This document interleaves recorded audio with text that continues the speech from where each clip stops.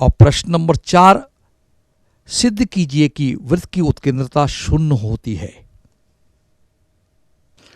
बच्चों, इस चौथे प्रश्न में आपको ये कहा है सिद्ध कीजिए कि वृत्त की, सर्कल की उत्केंद्रता शून्य होती है। तो चूंकि आप दीर्घवृत्त पढ़ चुके हैं तो दीर्घवृत्त का समीकरण, सामान्य समीकरण x² अपॉन a² है प्लस y² अपॉन b² है इज इक्वल टू 1 है। यहाँ a ग्रेटर देन b है और मान लिया हमने a ग्रेटर देन b। जरूरी नहीं कि ये जो a ग्रेटर देन b हो, आप a लेस देन b भी ले सकते हैं, लेकिन सामान्यतः हमें a ग्रेटर देन b ही लेना चाहिए ताकि हम आसानी से चित्र बना सकें। तो इसका दीर्घाक्ष 2a है, तो ऐसा ये दीर्घवृत्त है जिसका केंद्र जो है 0, 0 है और इसकी दीर्घाक्ष की लंबाई 2a है। x अक्ष पर है दीर्घाक्ष a और जो लघु अक्ष है, माइनर एक्सिस है, इसको मेजर एक्सिस बोलते हैं। a की लंबाई 2a है और b यहाँ a की दीर्घाक्ष की लंबाई 2a है और b लघु अक्ष की लंबाई 2b है। a is greater than b मैं पहले ही कह चुका हूँ। ऐसे दीर्घवृत्त का समीकरण आप कई प्रश्नों में इस प्रकार से पढ़ चुके हैं और इसका केंद्र 0, 0 है।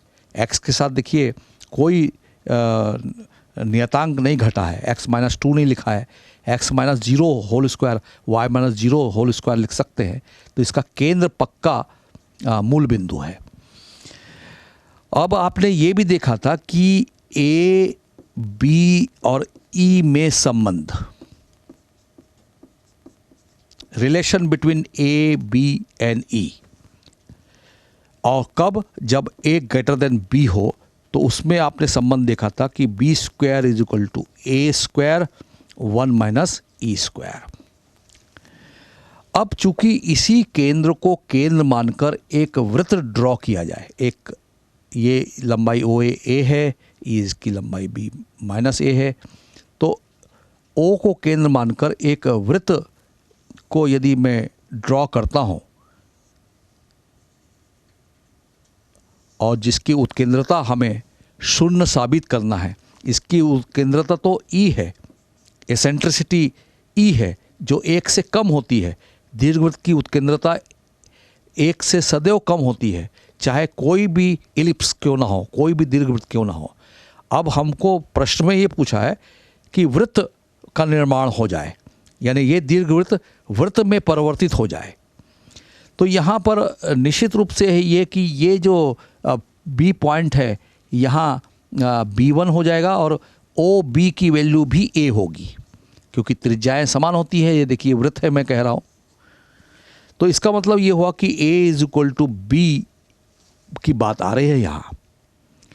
आप देखिए OB1 और OA है जो वृत्त की त्रिज्या है और इस रिलेशन में, इसमें यदि a बराबर b में रख दूँ, a बराबर b रख दूँ तो b² is equal to a के जगह b यानी b² 1 - e² और b² बटे b², यदि इसको आगे कैलकुलेशन करें तो 1 - e²। b² से b² कट गया 1, इसका आगे कैलकुलेशन 1 इज इक्वल टू क्या मिल रहा है अपने को 1 - e²। e² को इधर पक्षांतर कर दो, 1 को उधर पक्षांतर कर दो, तो अगला स्टेप क्या हो गया, e² इज इक्वल टू 1 - 1। तो इसका मतलब ये हुआ कि e² की वैल्यू हमें इस परिस्थिति में,